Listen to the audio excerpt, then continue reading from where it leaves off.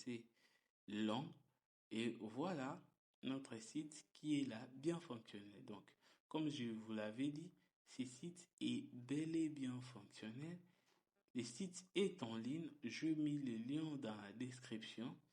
Donc, tout s'est passé très très bien. Il y a bien sûr des modifications à faire. Dans votre cas, vous allez faire des modifications pour rendre votre site plus beau, pour ajouter des articles, pour ajouter des images. Donc, vous pouvez les faire chez vous. Voilà. Bonjour, je suis Richel Zéna.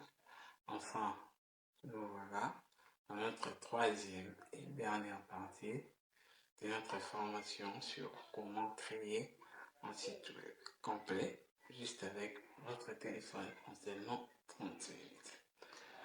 Oui, je sais, certaines personnes ont eu beaucoup à dire euh, concernant le fait de coder un site web complet juste avec votre téléphone.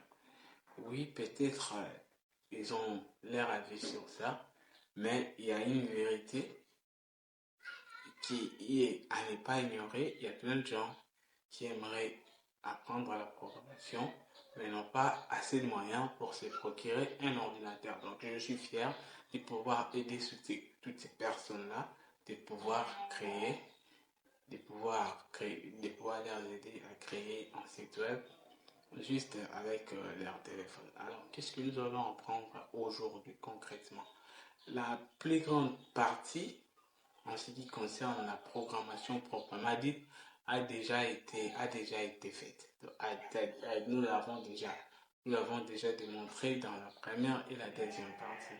Ce qui reste aujourd'hui, nous allons apprendre certains trucs qui sont assez faciles d'ailleurs, c'est-à-dire comment avoir un nom de domaine, comment avoir un hébergement, comment acheter et comment l'avoir gratuitement. Nous allons procéder par des procédures. La procédure qui est gratuite pour ceux qui veulent juste tester les trucs et la procédure payante pour ceux qui veulent vraiment s'y intéresser, ceux qui veulent vraiment se jeter dans le grappin et pouvoir se donner à cette aventure de la programmation dans la création des sites web. Donc, sans plus attendre,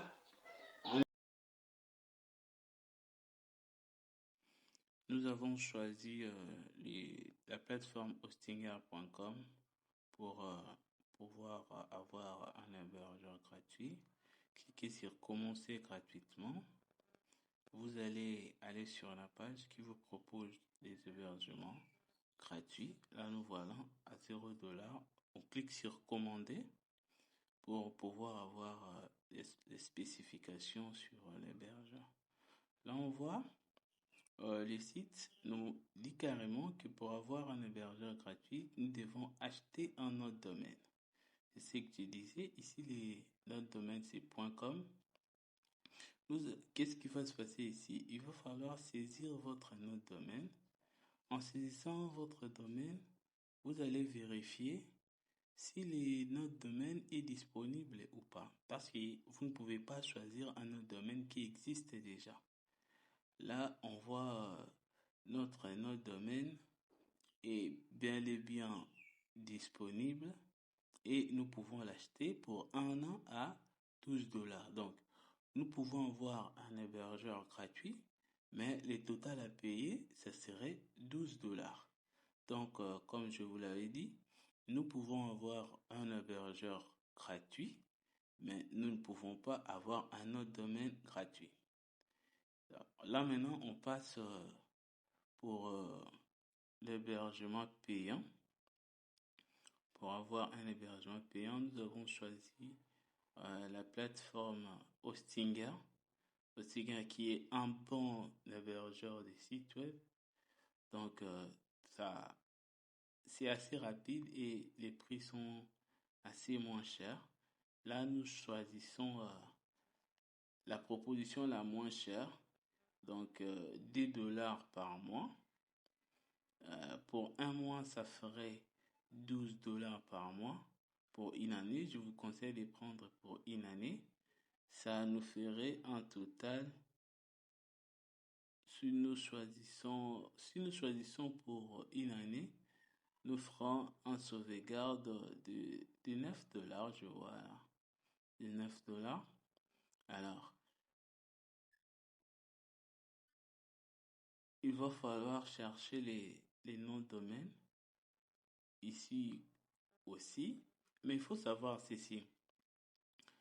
Lorsqu'on achète un hébergeur chez Hostinger, on a une année de nom de domaine gratuit.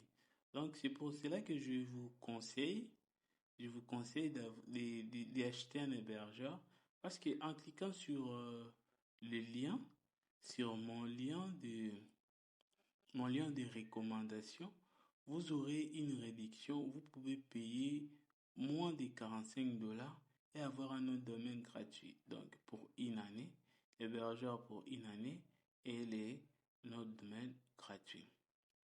Maintenant, voilà. Les noms de domaine ici, si vous choisissez pour 10 ans, vous ne payerez que la deuxième année. Donc, la première année est gratuite. Ici, dans notre cas, nous choisissons une année. Donc, ce qui veut dire que ça sera gratuit. Les noms de domaine seront gratuits. On aura juste à payer l'hébergement. Donc, le coût de l'hébergement, ça c'est d'autres options, d'autres $47 comme je disais. Si vous choisissez, vous cliquez sur mon, mon code promo, vous aurez moins à payer. Créer un compte. À partir d'ici, vous pouvez créer un compte et dès que vous créez votre compte, vous accédez dans l'espace de votre compte. Et là, on clique sur site web, liste des sites web pour pouvoir voir les sites web que vous avez déjà créés. Il faut savoir, chez Hostinger, avec un seul hébergeur, vous pouvez créer jusqu'à 100 sites web. Ça dépend de la fréquence d'utilisation de votre site web qui fait faire planter votre hébergeur ou pas. Nous, dans notre cas, ici, nous avons un serveur qui s'appelle Cloud Startup. Donc, nous allons cliquer sur les 3 points à gauche et sur Ajouter un site web. Ajouter un site web qui est juste en haut et choisir site web PHP HTML. Une fois que nous cliquons là-dessus, Hostinger va nous préparer l'emplacement sur le serveur de notre site web. Il faut maintenant ici saisir votre nom de domaine.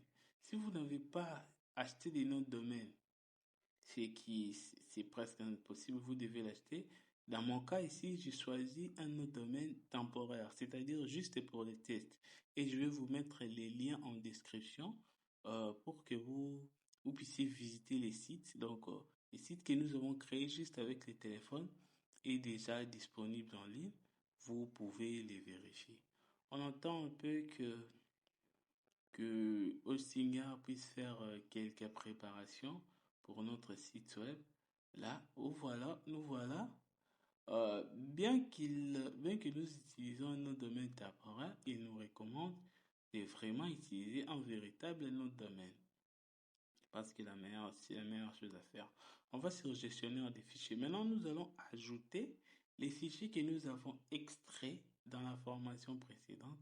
Nous allons l'ajouter dans notre serveur. Il faut appeler la page d'accueil index.html comme nous l'avons appelé et non avec un autre nom parce que pour qu'un hébergeur puisse reconnaître que cette page, il s'agit de la page d'accueil, vous devez lui donner le nom index. Sur votre serveur, vous allez trouver un fichier, supprimez-la, ne le gardez pas, ignorez la corbeille, supprimez-la. Et là, nous voyons que il n'y a rien. Chez Hostinger, pour créer un site web, vous devez déposer vos fichiers dans les dossiers public _HTML. Donc, pas à l'extérieur. Vous devez les déposer là. Moi, je me rends dans mes fichiers, là où je mets les dossiers. Je pense que je l'ai plaît, projet, site web. Après, les noms du site web de la Terre. Là, je choisis les fichiers index. En choisissant les fichiers index, là, voilà, les fichiers index est directement copié. Là, je suis sur le serveur, donc je suis en train d'interagir entre la mémoire de mon téléphone et le serveur. Là, je choisis un deuxième fichier. Puis, je vais choisir maintenant les dossiers. Donc, pour importer, si vous voulez importer un dossier, vous devez choisir Folder. Et si vous voulez importer un fichier, vous devez choisir File. Donc, j'ai choisi sélectionne ce fichier-là. J'entre dans les dossiers. Et puis je clique sur choisissez ce dossier-là. Est-ce que le serveur me demande si je veux autoriser l'accès à tous les sous-dossiers et les fichiers à l'intérieur? J'ai dit oui et voilà la copie. Voilà nos deux fichiers et les dossiers avec un fichier à l'intérieur et copié sur notre serveur. Qu'est-ce qu'il faut noter? Hostinger a un éditeur de texte intégré dans sa plateforme. Donc, à partir de votre téléphone, vous pouvez y accéder, comme dans cet exemple. J'entre dans... Je ne vais pas renommer les fichiers. Il faut double-cliquer dessus pour entrer et éditer votre code. Je peux éditer les codes ici. Voilà notre code. Dans mon cas, par exemple, dans notre cas, lors de la création, nous n'avons pas prévu le fait que les cours seraient dans un dossier. Donc, je vais maintenant modifier les liens pour faire en sorte que les cours puissent être dans les dossiers. Donc, il faut respecter ce qu'on appelle l'arborescence. Donc, puisque la page d'accueil est dans le menu racine, pour qu'il accède au cours, il doit d'abord passer par les dossiers articles underscore tutoriel, page underscore article. Puis à partir de là, qu'est-ce qu'il va faire? À partir de là, il va accéder maintenant au fichier qui est à l'intérieur. Une fois que les modifications dont nous avons besoin de faire sont accomplies, il faut cliquer sur enregistrer en haut à droite à côté du nom du fichier HTML. Donc là, je vois que nous sommes en train toujours de modifier. Nous avons quelques modifications à faire. Il est très important de vous assurer, voilà, de vous assurer que la page est très bien faite. Voilà, page underscore article, comme je l'avais dit, barre article.html. Donc, il faut séparer les dossiers et les fichiers qui sont à l'intérieur par les barres. Donc, après avoir fait ces modifications, nous vérifions encore d'autres endroits parce que les sites accèdent via différents moyens. Nous avons plusieurs articles dans notre page d'accueil. Ces modifications-là, nous devons aussi aller les faire dans le fichier article pour l'entête. Donc ici, nous n'utilisons pas les PHP, donc c'est pour cela que nous sommes obligés de faire tous ces manœuvres. Une fois que nous avons cliqué sur enregistrer, nous pouvons revenir sur notre serveur pour pouvoir tester les modifications et voir si vraiment, réellement, tout s'est bien passé et que le site fonctionne normalement. Là, nous allons rentrer sur le serveur en reculant. Nous allons en appuyant sur le bouton retour. Nous n'avons pas le choix, nous sommes sur le téléphone. Donc, tous ces manœuvres, je le fais sur mon téléphone. Je n'ai jamais utilisé un ordinateur pour ce tutoriel. Pour pouvoir tester notre site, maintenant qu'on est sur notre serveur, il va falloir remonter en paix.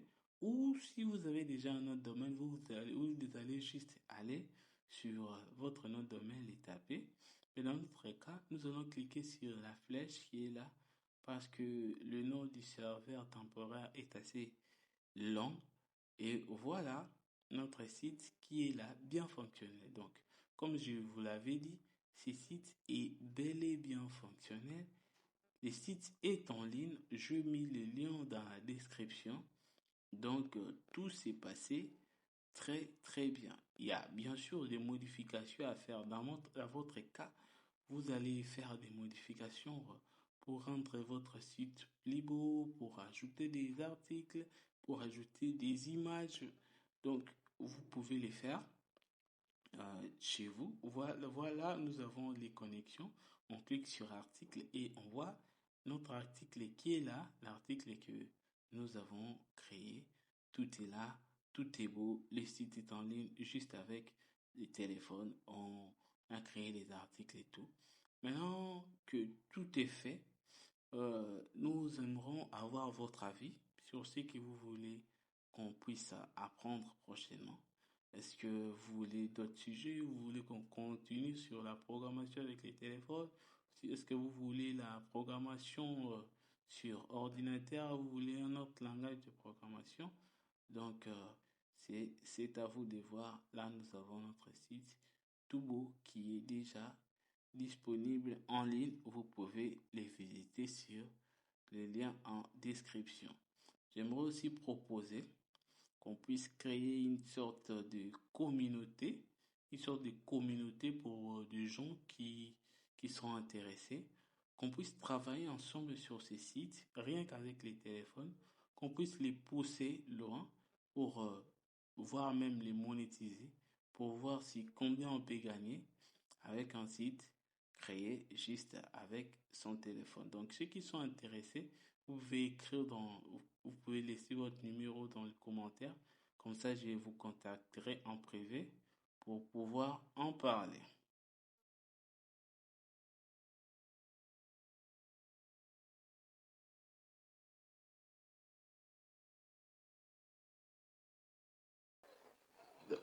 Voilà, c'est déjà la fin pour aujourd'hui.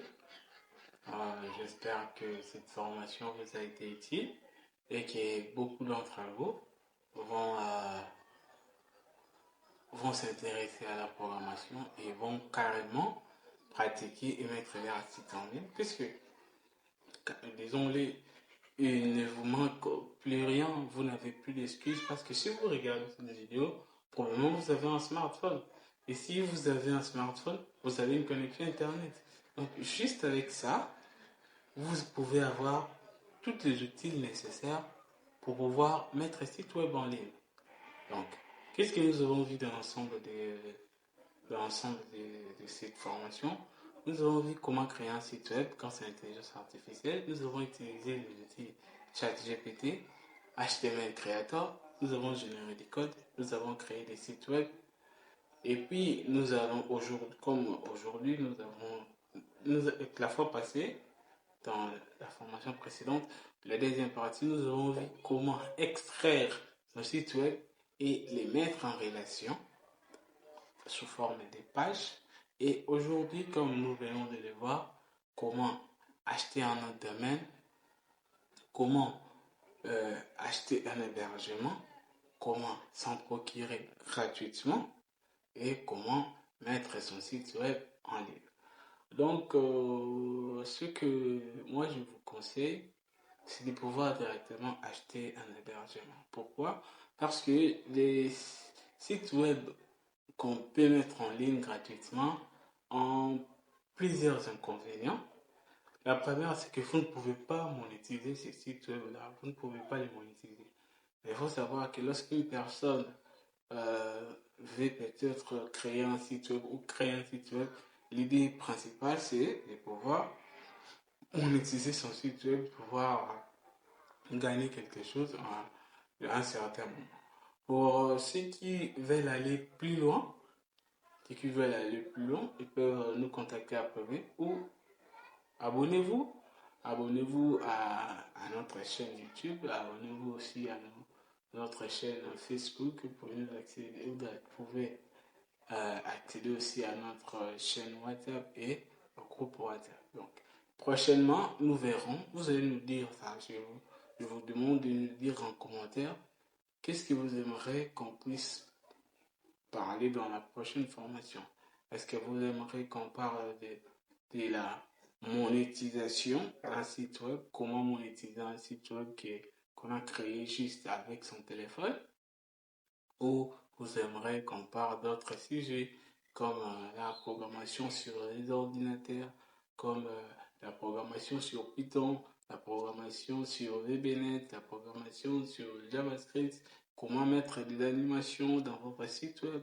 Donc, tout ça, si vous avez besoin de quelque chose en particulier, dites-les nous dans les commentaires. Cette formation est aussi disponible en version PDF. Le lien est dans la description. C'était Risselinga de Yakudev Group. Nous sommes en salle informatique. Nous avons développé l'Afrique.